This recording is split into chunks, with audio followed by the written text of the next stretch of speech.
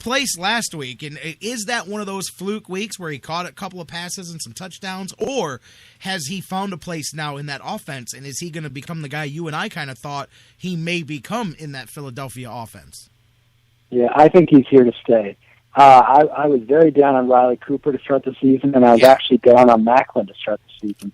I was right about Cooper. I was very wrong about Macklin. Macklin has proven to be a legitimate number one receiver, in Philly, and I admit I was completely wrong. But there is room for Matthews to be the number two. Ertz is going to be hit or miss. I think people who got overly caught up on Ertz, they have to realize that there's a lot of mouths to feed in Philly.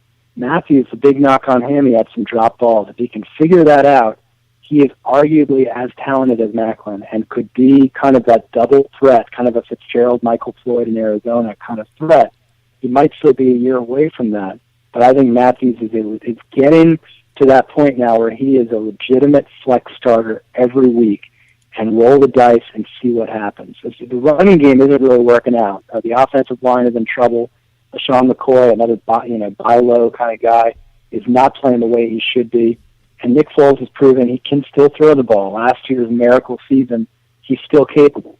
And I would say Matthews is a flex option with upside going into this week. Scary that as you said that, I was replacing Zach Ertz in my flex spot with Jordan Matthews here. And I heard you say it, and I go, wow, did he pick Ertz out just for me, or did that just work out that this is the move that I'm making here? But, and by the way, telling you guys, if listen. You have a tight end in your flex spot, think about replacing that person with the receiver. Tight ends generally don't get as many targets, so your window of opportunity is much slimmer. Tight ends typically are getting, 4 to 6 targets, maybe 7 or 8 for the great ones. The Jordan Camerons might get 11 because they're the best player on the field. But whereas a wide receiver is sometimes getting 8 to 10. So if you can increase the chances by 30% that you're going to get value out of your player, I'm a big fan of keeping tight ends just one slot and making sure the running back or wide receiver are there as your flex. Well, now you can see how kind of tenuous my first few weeks. It just took a minute. I had guys like Justin Hunter and, as we just said, Jordan Matthews, and these guys who hadn't gotten going yet. They had nothing going for themselves yet in the offense. And so, right. I had a couple of anchor spots, but then a lot of places spread thin where now things are starting to fill out. Now I'm looking at my bench and going, man, I've got some real flexibility and some options here as things begin to open up. Trust me, I did not like the fact that I had 2 tight ends out there last week, but and now that I've got Niles Paul, I've got kind of a good, I can pick and choose there between him and Ertz and the matchups and who they're working with, and obviously That's Niles great. Paul has come through well so far. Looking at this week now, outside of just what you and I do, let's look at the matchups. What are some really key matchups that you've got as far as and not just start this guy, but maybe some of those, hey, this is a big name guy, don't start him. I don't care what round you drafted him in, don't play this guy this week. What are your do's and don'ts here for week 4? Yeah, I would be very cautious about Aviata, the running back for the Vikings. I don't think he's the long-term solution. People jumped on the bandwagon a couple weeks ago. He has performed fairly well. I mean, there's no knock on him. I think he's playing beyond his means. And I'll take it another level and say LeGarrette Blount, Pittsburgh's fullback, a big glorified fullback running back. He's a running back, but he's more of a goal line guy in that offense. But he rushed for over 100 yards last week, and TD, he looked outstanding. You can't expect guys like that who have limited roles to have that kind of breakout. And what the Steelers did to Carolina, it was beyond what anyone could have expected. To go on the road and do that to Carolina's defense was something special, and you can't expect a guy like Blount to repeat that. I think the Bucs defense plays better this week, and so as far as the Steelers go, I wouldn't be overly sold on Ben Roethlisberger. I think he's always been a top 14 quarterback, but he's not an every week starter. I think the Buccaneers, they couldn't have gotten more embarrassed than they did last Thursday in Atlanta, and I think they turn it around a little bit on the road against the Steelers. Speaking of defenses, I think the Colts defense is a fantastic streaming defense. Jake Locker might not play. Charlie Whitehurst would be the backup. as you pointed out earlier, with Justin Hunter, and then there's Kendall Wright and Delaney Walker. These are three guys who are good players. But the problem is they don't have a quarterback. Jake Locker is not the answer. Tennessee's season is spiraling out of control. Sankey has not been the running back, the option that they were hoping he would be as the first running back taken in the last draft. Sean Green is certainly not an answer. I think the Colts come in, they're at home. They have a terrific opportunity to have their best defensive performance of the season. And as far as running backs go, stay away from Ty. Just because he's the main guy right now for the Chargers doesn't mean he's the right guy. It's kind of like Bobby Rainey last week for the Bucs. Just because he was going to be getting 20 touches doesn't mean that he's going to rush for 2 scores. He had a lot of yards in garbage time, but it still wasn't much more than 7 or 8 points, given that he fumbled the ball twice.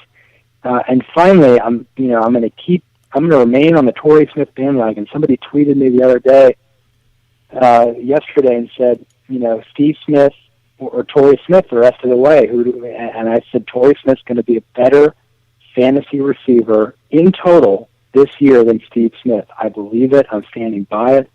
And I think people who are giving up on Torrey Smith are kind of missing the boat at this point. That just because 3 weeks have gone by and Steve Smith's been the main guy doesn't mean that Torrey Smith is not a better athlete at this stage in his career than Smith is, and isn't more capable of putting up monster numbers on a weekly basis. And I think the Panthers' defense is kind of reeling from what happened last week, and I don't think they recover this week. I think the Ravens put up some good numbers, about 21-plus points, and I think Torrey Smith will be heavily, heavily involved. I'll tell you what, real quick, speaking of your preseason bold predictions, I know it's a small sample size, but Matt Ryan, you said top 4 fantasy quarterback this year. Yep. He's been the offensive player of the week 2 of the first 3 weeks of the season here. Yeah. Definitely, I don't know if they keep up the level that they've been at, and I don't know how much of the other day was Atlanta or Tampa Bay's defense, but regardless, you were obviously onto something there. Matt Ryan appears to definitely be crafting a bounce-back season. Yeah, thanks for bringing that up, Jay. I'm always glad when you bring up something that I was right on, because it sounds bad if I talk about it, but it's nice of you to say that. I got Jordan Reed wrong. I thought Jordan Reed would be a top 4 tight end, and I overlooked his injury issues. So it's nice with Matt Ryan having a great start. He is for real. Roddy White looks like he'll be healthy. Harry Douglas looks like he'll be healthy. And most importantly, Julio Jones, no sign of the foot injury that cost him last season. So Matt Ryan, the beauty of Matt Ryan and that scheme, and I talked about it on my blog in the preseason, when ESPN had him as the 11th best quarterback. He was going in the 7th, 8th round in a lot of drafts. And I was saying, people need to get him in the 3rd round, 4th round. I mean, not that people needed to, because he was probably going to be available in the 5th or 6th, but the point is he was that good. And it's the perfect storm. And those of you listening who want to know how to find a perfect storm quarterback, it's, aside from the quarterback being a good quarterback, that has to happen. You can't have a Jake Locker. But aside from being a good quarterback, you have to have great weapons, you have to have a bad defense, and you have to have a below-average running game. If you have those 3 things, it puts so much pressure on the quarterback to keep throwing the ball. And yeah, they might throw an interception or 2, but more often than not, they're going to have to throw for 2 to 3 scores every game to stay in the game. And that's the kind of quarterback you want week to week. If you've got an outstanding quarterback with great weapons playing on a team with a fantastic defense, you run the risk of a quarterback starting to play it more conservatively in the second half, going to the running game, and you're losing points every time that happens. You want your quarterback to be throwing for his life for all 4 quarters, and that's what Matt Ryan gives you. You're listening to the Sports Fix. BJ Rudell, J-Rock. We're talking some fantasy football. I was looking around. You brought up Steve Smith, and he's, older guy out there.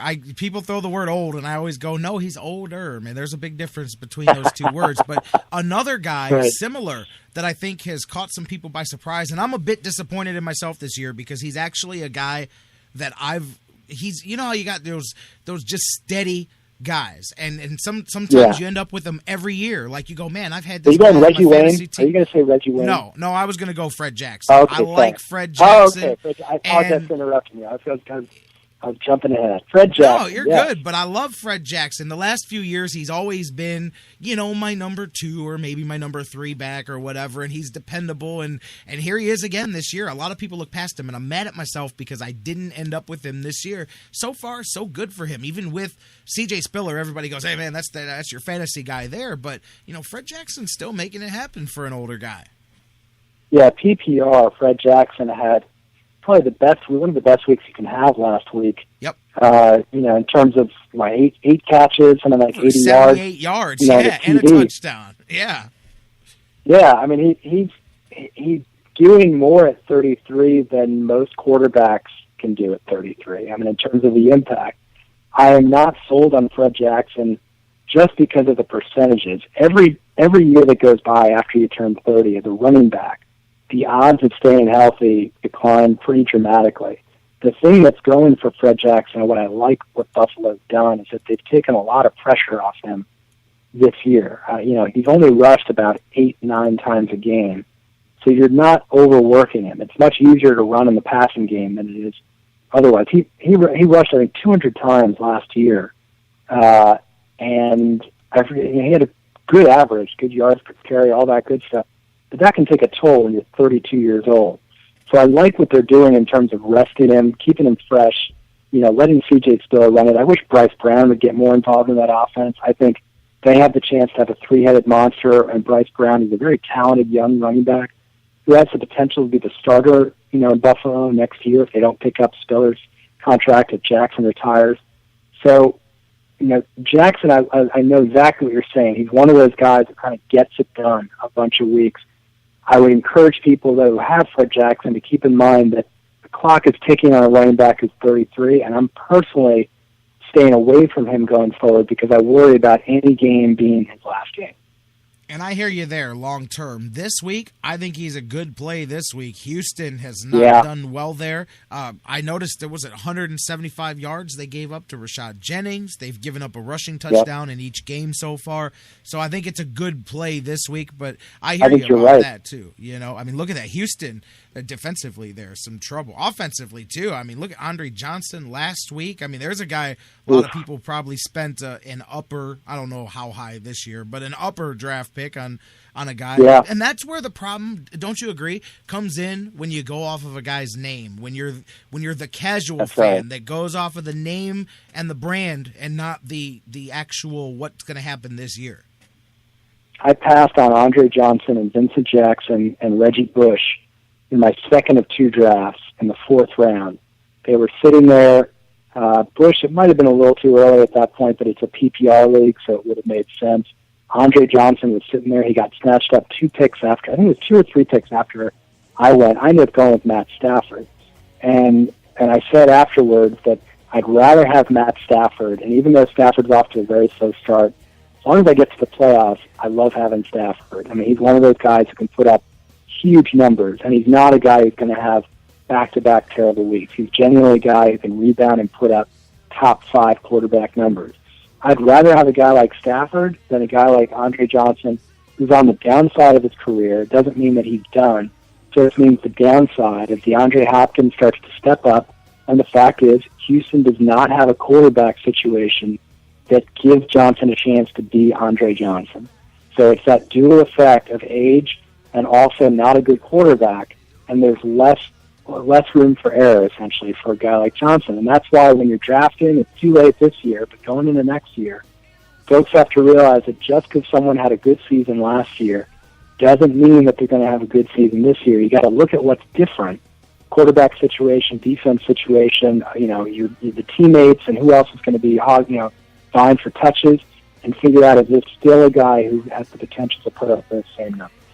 Absolutely. Hey, another thing, I'll give you credit as we wrap things up here. Another thing you called right last week when you talk about when you need to not buy on guys and not buy the hype after one big week, Antonio Gates, and that's a long-time fantasy staple for me. I got away from him this year as well, but had that big week and then, boom, bounces back with only 1 target. So, he's a guy that you cautioned people against. But now the flip side of that is if you didn't bail on Antonio Gates, if you didn't trade him away, if you didn't end up making a move, he does have a hell of a matchup this week. I mean, to me, Jacksonville, Tampa, I know you said Tampa's going to bounce back a bit this week, but to me, if you've got guys facing the Jags and the Raiders and the Bucks, you play them this week, every week. I mean, those teams are just giving up. They're giving up yards. They're giving up points. Everybody that plays the Jags. So I think Antonio Gates is a good play this week, but